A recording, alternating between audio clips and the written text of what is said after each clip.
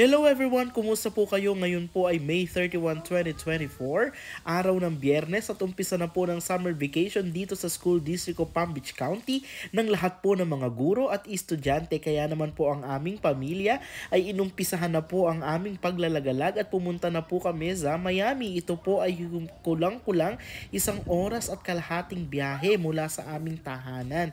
At dito po naka-avail nga po kami ng summer savings ticket na kung saan po ito po ay magagamit na unlimited visit sa 4 po na parks. Kabilang na po dito ang Zoo Miami, sa Miami of course, ang Lion Country Safari dito po sa West Palm Beach, meron din po tong Alligator Farm sa Everglades, at meron pong Cox Science and Aquarium Center dito din po sa Palm Beach County.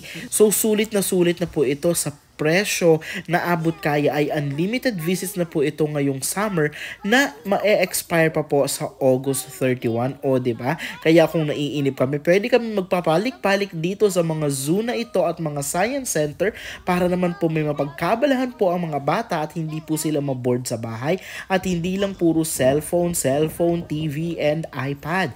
Kasi po marami po talaga silang matututunan sa pamamagitan ng pagta-travel at pagbivisit po sa mga museum, science center at mga parks katulad ng mga zoo. Dahil maliban po sa na-exercise sila ay natutunan din po nila ang mga iba't iba pong impormasyon and knowledge tungkol po sa ating nature, tungkol po sa biology, ganun din po ang atin pong biodiversity na nakikita natin ang mga flora and fauna sa ating mga zoos and park.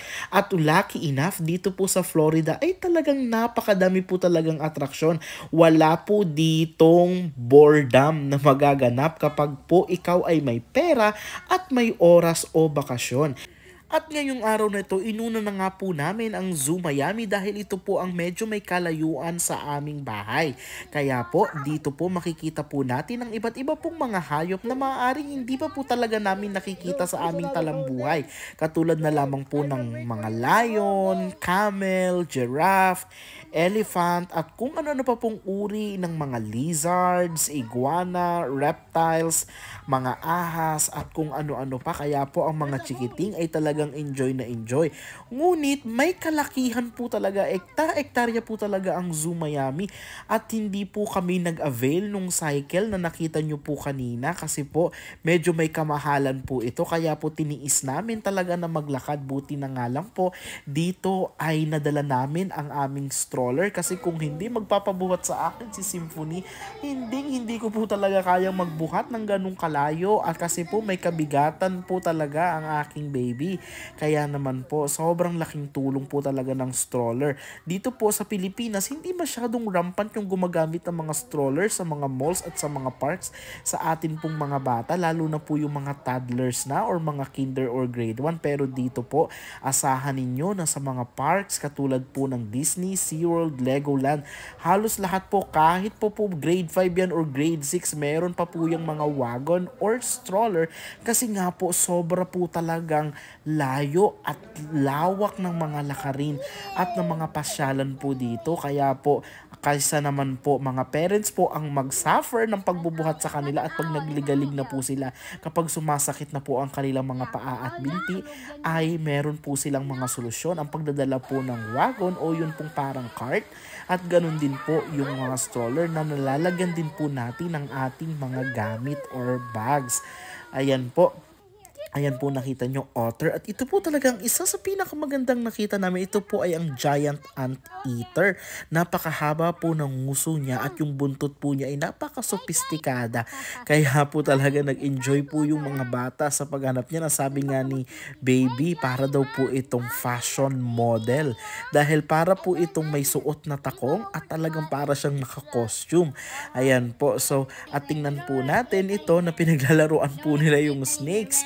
Ang dami pong uri ng mga snakes dito, from yung mga boa, constrictor at mga venomous snakes at mga cobra. Ito po yung African elephant. Ibang-iba po ito dun sa elephant na nakita nyo kanina na Asian elephant, dahil ito po talaga ay sobrang laki po ng tenga at medyo mas malaki po sila. Andito na po tayo sa giraffe. Sa lahat po ng mga hayop, para po yung giraffe, yung nakikita ko sobrang neat po nila. Lagi kasi po yung mga prints nila talaga, yung style po ng kanilang skin and patches, sobrang to po talagang parang, alam mo yon, parang nakakamangha talaga at grabe talaga yung pagkahaba ng kanilang mga leeg. At yan nga po, para sa $5, meron po silang 4 na dahon ng lettuce at nagpakain nga po sila ng giraffe. Hindi po ito ang unang beses nakakita si Symphony ng giraffe, kasi nung nakaraan po ay nakavisit na kami sa Lion Country Safari na gusto namin ulit balikan. O ayan, busog na ang ating giraffe at tuwang-tuwa na po si Symphony. Ayan na nga po, dahil walang stroller itong mga kasama naming housemates ng mga bata, ay hirap na po talaga sila at talagang nagtutulungan na sila para makarating sa exit. At ito po ang mga flamingo bilang panghuling at dahil ginabi na kami at sa pagod namin ay hindi na namin pinalampas na dumaan kami sa paborito at kung saan bida ang saya, syempre sa Jollibee, kung saan in-order namin ang aming mga paborito. At ito po ang ilan sa mga pictures ng aming biyahe at ng aming pamamasyal sa Miami. Maraming pong salamat sa inyong walang sawang panunood at pagsuporta sa aming mga kwento ng paglalakbay. Maraming pong salamat. Ito po ang Team Bibal. At isa na naman pong pangarap at request ng aming prinsesa ang natupad, at ang sabi nga niya, Mom and Dad, thank you very much because today is one of the happiest days of my life because I really love animals. Marami pong salamat!